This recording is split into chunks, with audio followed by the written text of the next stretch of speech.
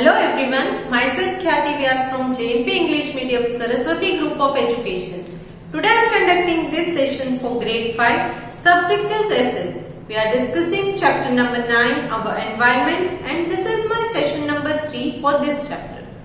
So kids, in our previous session 1 and 2, we have already discussed regarding the introduction of the chapter, that is what is environment, and then I also taught you that there are 4 spheres that are surrounding the earth or that consist of earth.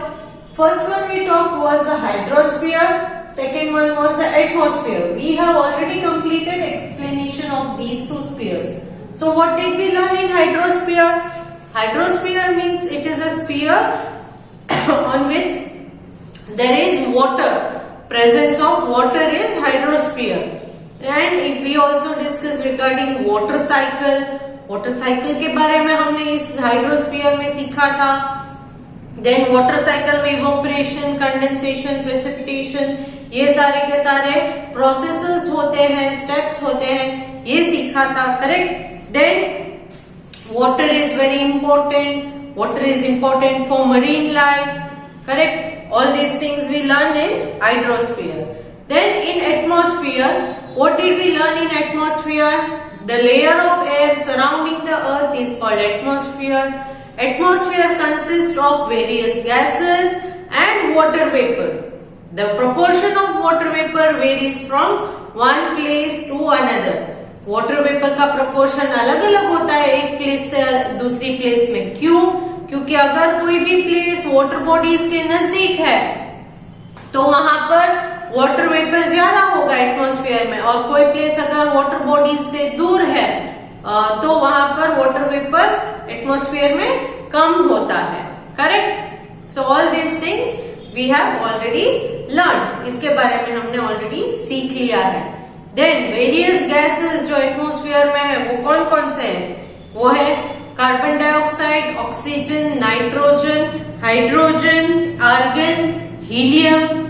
Nitrogen सबसे ज्यादा है, that is 78%, 21% is oxygen, and बाकी सारे gases small amounts में होते हैं. ये हमने सीखा था. वाटर वेपर जो है वो किस काम में आता है? जो एटमॉस्फेयर के अंदर वाटर वेपर होता है वो बैलेंस करता है. It balances the temperature of a place. Then atmosphere के अंदर जो कार्बन डाइऑक्साइड है, प्लांट्स उसे प्रिपेयर अपना फूड प्रिपेयर करने के लिए कार्बन डाइऑक्साइड का यूज करते हैं. सो उसके लिए प्लांट्स के लिए कार्बन डाइऑक्साइड जरूरी है. ह्यूमन बीइंग्स के लिए ऑक्सीजन जरूरी है क्योंकि हम ऑक्सीजन को ब्रीथ करते हैं. तो ये सारी चीजें हमने सीखी थी. Then in my previous session I also told you that in next session means in today's session we will learn regarding the lithosphere and biosphere. Lithosphere में मैंने आपको बताया था कि अर्थ के अलग अलग लेयर्स जो है उसके बारे में हम सीखेंगे. तो हम सबसे पहले लिथोस्फीयर से ही स्टार्ट करेंगे आज का session. The lithosphere is the surface of the earth that is made up of solid rock and soil. मतलब अर्थ का जो सरफेस है जहां पर ये अर्थ है, फॉर एग्जाम्पल अर्थ को अगर मैं कट कर दूं, अगर मैं अर्थ को कट कर दूं तो ये कुछ ऐसा दिखेगा. जो सबसे ऊपर वाला लेयर है जिसमें सॉइल है, रॉक है, सैंड है, ये सारे के सारे जो है वो उस लेयर को हम लिथोस्फीयर कहेंगे. क्या कहेंगे? Lithosphere. It is also known as the crust. ये सबसे बाहर का हिस्सा, अर्थ के सबसे बाहर वाला जो हिस्सा है जिसको हम क्रस्ट कहते हैं, इसे हम कहेंगे lithosphere. It is also known as crust. क्या कहेंगे? Crust. It is the thinnest layer of the earth. ये सबसे थिन लेयर है अर्थ का, एकदम पतला वाला. देखिए यहाँ पर just this much I have drawn, क्योंकि ये सबसे थिनेस्ट लेयर है अर्थ का. अर्थ में अगर आप डीप में अगर डिग करो, खोदो, तो उसमें बहुत डीप तक आपको ये नहीं मिलेगा. करेक्ट? तो इसलिए ये थिनेस्ट लेयर है. Crust is the thinnest layer of the earth. Earth में जैसे जैसे डीप जाओगे, यहां से आप अगर डिग करना स्टार्ट करो तो पहले क्रस्ट आएगा, फिर मेंटल आएगा, फिर आउटर कोर, फिर इनर कोर। इनर कोर जो है वो सेंटर ऑफ द अर्थ में आता है। इसके बारे में अभी मैं आगे एक्सप्लेन करूंगी। It is the thinner under the ocean and thicker under the continent. तो वाटर बॉडीज के अंदर, क्योंकि ये थिनेस्ट लेयर है, ऑलरेडी थिनेस्ट लेयर है, अब ये वाटर बॉडीज के अंदर जो हमारा क्रस्ट है वो इससे भी ज्यादा थिन हो जाता है, और जहां लैंड एरिया है वहां पर थोड़ा थिक होता है। करेक्ट? क्यों? क्योंकि आप देखो कि ये अगर ये अर्थ का सरफेस है, मान लीजिए ये अर्थ, अब यहां पर अर्थ में फॉर एग्जाम्पल ये लैंड एरिया है, मगर यहां पर वाटर एरिया है, तो क्या होगा कि इसका ये इतना अगर क्रस्ट एरिया है, ये पूरा क्रस्ट, ये पूरा का पूरा शेडेड एरिया क्रस्ट है, तो यहाँ क्या होगा, जो लैंड एरिया है वहां क्रस्ट ज्यादा है, ये पूरा क्रस्ट में आ जाएगा लैंड एरिया। तो वाटर बॉडीज है, तो वाटर बॉडी में यहां तक तो वाटर बॉडी है, तो क्रस्ट कितना हुआ, सिर्फ इतना thin. So it is thinner, crust जो है is thinner in the water bodies, under the water bodies, and it is thicker in the land surface. Land surface है वहां पर क्रस्ट थोड़ा थिक होता है, वाटर बॉडीज के अंदर का जो क्रस्ट है वो थिन होता है। Below the lithosphere or the crust we have two more layers called the mantle and the core. तो ये जो है लिथोस्फीयर मतलब क्रस्ट, लिथोस्फीयर मतलब क्रस्ट, लिथोस्फीयर के अंदर दो और लेयर है, एक है मेंटल, एक है कोर। कोर में दो अलग डिविजन है, inner core, outer core, but all together ये दो होते हैं, मेंटल एंड कोर। ये मेंटल एरिया है, ये सेंटर का कोर एरिया है। सो अर्थ में सबसे ऊपर जो आप देखते हो वो है क्रस्ट, उसके अंदर आता है वो है मेंटल, मेंटल के अंदर आता है कोर, कोर में भी inner core and outer core दो अलग अलग पार्ट्स हैं।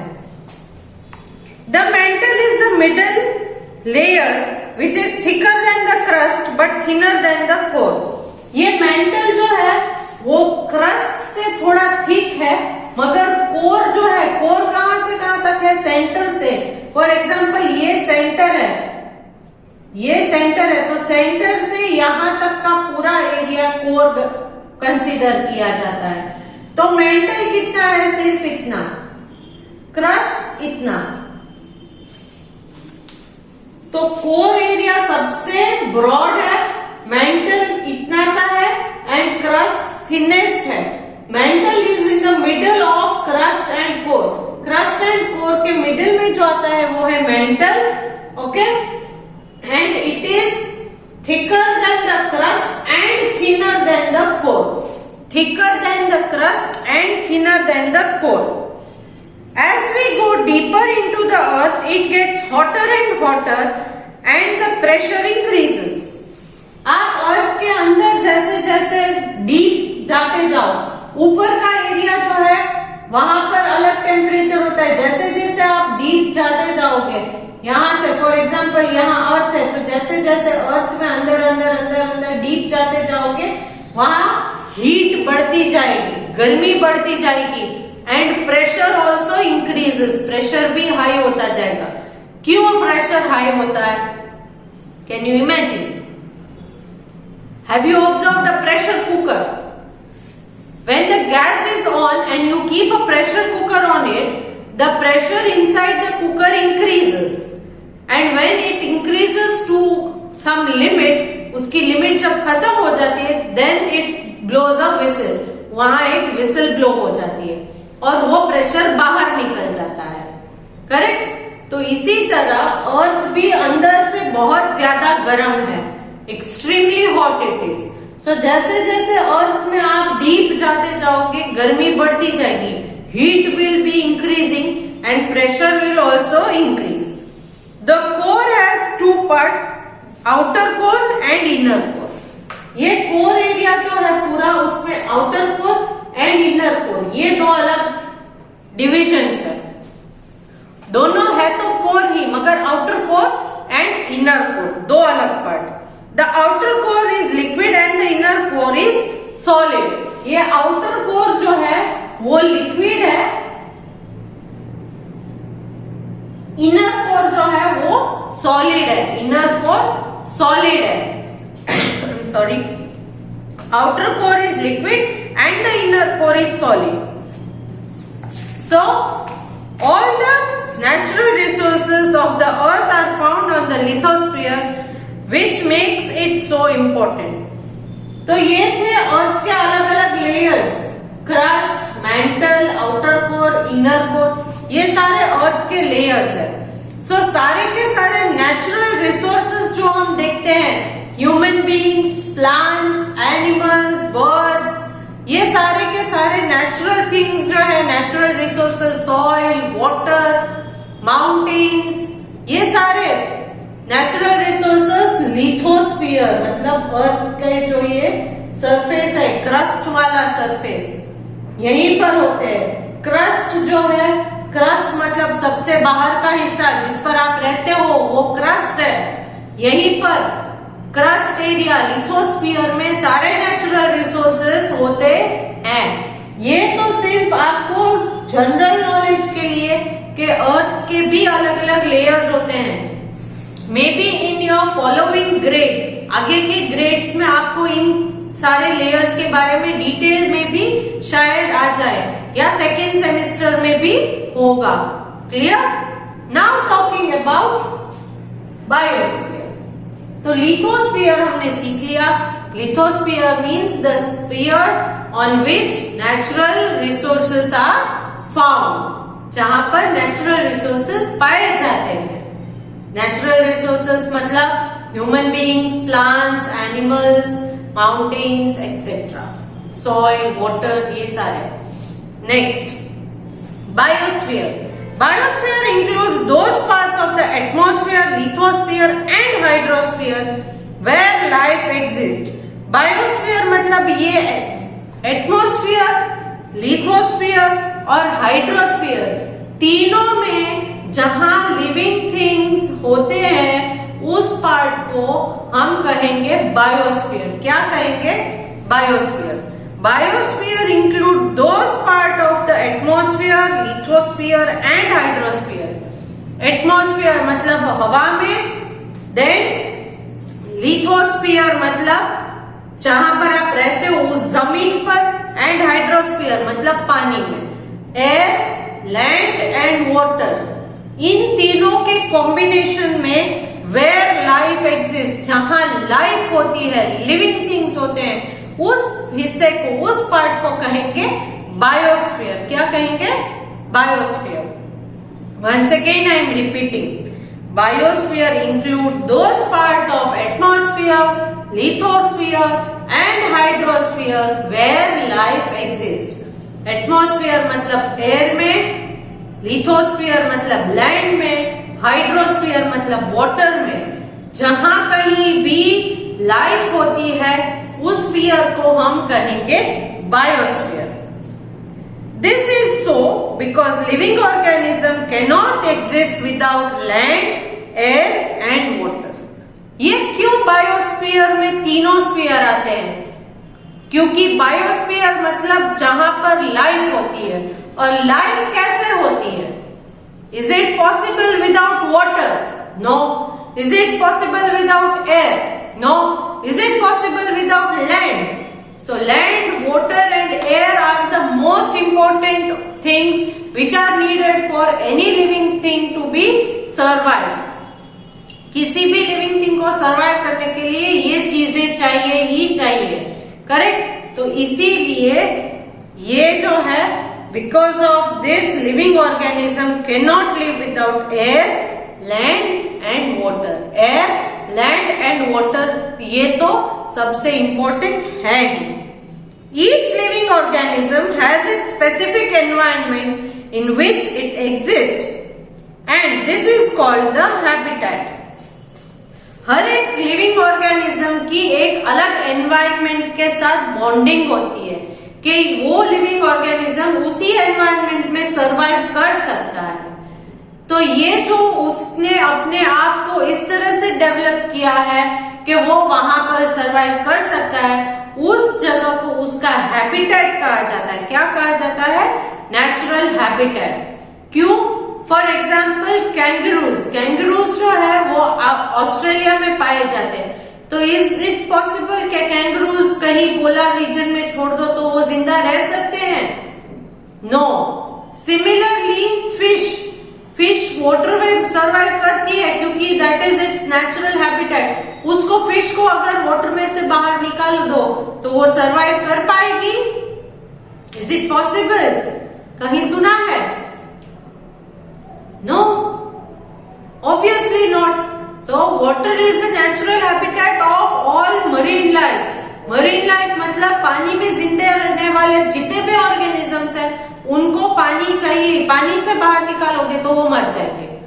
सिमिलरली हम इंसान जो है वो हम लैंड के ऊपर रहते हैं। पानी में हम स्विमिंग के लिए थोड़े टाइम के लिए जाते हैं, बट तब भी आप देखोगे कि we take the breath from outside.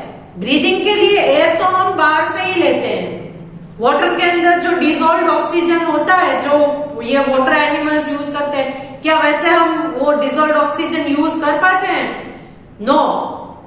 So we are able to live on land only, but if we are forced to stay in water then we will not survive. तो हम भी मर जाएंगे। क्यों? क्योंकि हमारा नेचुरल हैबिटेट ये है। सेम वे नेचुरल हैबिटेट में ये भी आता है कि जो डेजर्ट एनिमल्स है वो पोलर रीजन में नहीं रह सकते। पोलर एनिमल्स है वो डेजर्ट्स में नहीं रह सकते, वो मर जाएंगे क्योंकि वहां पर रहने के लिए उनकी बॉडी जो है वो एडॉप्टेड नहीं है। तो इसी वजह से हर एक इंसान को, हर एक लिविंग ऑर्गेनिज्म का एक स्पेसिफिक हैबिटेट होता है जहां पर वो इजीली रह सके, कंफर्टेबली रह सके। Each living organism has its specific environment in which it exists, and this is called its habitat. All living beings on an area, plant, animal and other creature functioning together as a unit with their environment make an ecosphere. हर एक living organism किसी एक area का लो, वहां का plant हो, animal हो, human beings हो, other creatures हो, ये सारे के सारे एक दूसरे के साथ कोऑर्डिनेट करके जिंदा रह पाते हैं। आप यहाँ पर इंडिया में रहते हो तो इंडिया के अंदर एनिमल्स भी है, प्लांट्स भी है, ह्यूमन बींग्स भी है। सारी की सारी चीजें एक दूसरे के साथ कोऑर्डिनेट करके इसी जगह पर रहते हैं, इसी जगह पर सर्वाइव करते हैं। तो the environment together, this all things functioning together in one environment, it makes it a ecosystem. इससे ecosystem होता है, इकोनॉमिकली बैलेंस हो जाता है, इकोसिस्टम बैलेंस हो जाता है। Okay? The biosphere make up a very small part of the Earth's mass. अर्थ का पूरा एरिया है उसमें बायोस्फीयर जो है वो बहुत ही स्मॉल पार्ट है। It is a very small part. This is the layer that makes living on earth possible. और ये बायोस्फीयर ये एक ऐसा पार्ट है, ये एक ऐसा स्फीयर है जिसकी वजह से अर्थ के ऊपर किसी भी ऑर्गेनिज्म का जिंदा रहना पॉसिबल होता है। अगर बायोस्फीयर नहीं होता, बायोस्फीयर में मैंने कहा था कि एटमॉस्फेयर, लिथोस्फीयर एंड हाइड्रोस्फीयर के parts land, air and water include होते हैं। तो अगर ये बायोस्फीयर नहीं होता तो लिविंग ऑर्गेनिजम्स यहाँ नहीं रह पाते। तो ये थे इन चारों स्फीयर्स के इंपॉर्टेंस। अर्थ के आजू बाजू में चार, अर्थ के एनवायरनमेंट में चार स्फीयर्स आते हैं। Earth's environment, our environment consists of 4 spheres. First one, hydrosphere, जिसमें water bodies हैं. Then atmosphere, that is land area. Then atmosphere means that is the sphere of air. Then lithosphere, ये land area का है. Then the biosphere, मतलब इसमें से पानी, इसमें से एयर, इसमें से लैंड, तीनों को कंसिस्ट करके जहां पर लिविंग ऑर्गेनिजम्स रहते हैं उसे कहेंगे बायोस्फीयर. और जो लिविंग ऑर्गेनिजम्स मतलब किसी एक पर्टिकुलर एरिया के living organisms, plants, animal, human beings, they all live together, function together and maintain the balance, that is called the ecosystem. उसे कहेंगे ecosystem. Then we learned in hydrosphere regarding water cycle, importance of water, etc. In atmosphere we learned regarding various gases, 6 types of gases: oxygen, carbon dioxide, nitrogen, hydrogen, argon and helium. Nitrogen is 78%, 28% is oxygen, rest of the gases are very less. Oxygen is used by human beings to breathe, to survive. Carbon dioxide is used by the plants to make their own food. And then the water vapor that is present in atmosphere. Atmosphere में जो water vapor होता है, correct? That is used for maintaining the balance of temperature and it also helps in bringing rainfall. Then lithosphere. In lithosphere we learned regarding the various layer of the earth. The outermost layer of the earth, that is crust, is also called lithosphere. Here this is the part, crust is the part on which we live. After comes the mantle. Mantle is thicker than the crust but thinner than the core. Core is the thickest and the deepest part. Core has 2 different cores, inner core and outer core. As you go deep into the earth's surface, it becomes more and more heat and the pressure also increases. Talking about crust. Crust is thicker on the land area and is thinner under the water bodies. Water bodies के नीचे का जो crust है वो thin होता है, land area के नीचे का क्रस्ट थिक होता है. Clear? So all these things we learn in this session and we have also completed the chapter. Chapter यहाँ पर खत्म हो जाता है, our environment, and this is the last chapter of semester 1 book. आपकी semester 1 में जो बुक है उसका ये लास्ट चैप्टर था जो हमने कंप्लीट कर दिया है. नेक्स्ट सेमेस्टर 2 की बुक में से हम चैप्टर लेंगे, but before that my next video will be regarding the exercise discussion of this chapter. Next video में इस चैप्टर की एक्सरसाइज हम डिस्कस करेंगे. Clear? So before I start discussing the exercise, I want you all to go through the chapter, read the chapter once again, learn the difficult spellings, pronunciations, ये सारी चीजें आप कर लोगे. Clear? And along with this video, I am sending a PDF, that is worksheet based on the fill in the blanks. These blanks are to be answered by you, by your own self. You can look into the textbook to find the answers. Still, if you are having difficulties, you can discuss the answer with your friends. But first thing आप क्या करोगे? अपने आप try करना है. सबसे पहले खुद ट्राई करो. अगर नहीं आता है तो ही आप किसी और की हेल्प लोगे. But I know you all are very intelligent, very smart kids. तो आपको आंसर 100% मिल जाएंगे. ओके? तो चलो नेक्स्ट सेशन में एक्सरसाइज डिस्कस करेंगे और उस एक्सरसाइज के आंसर आपको पहले से ही पता होंगे अगर आपने चैप्टर रीड किया होगा तो. See you in the next session. Complete your work with good handwriting. Bye.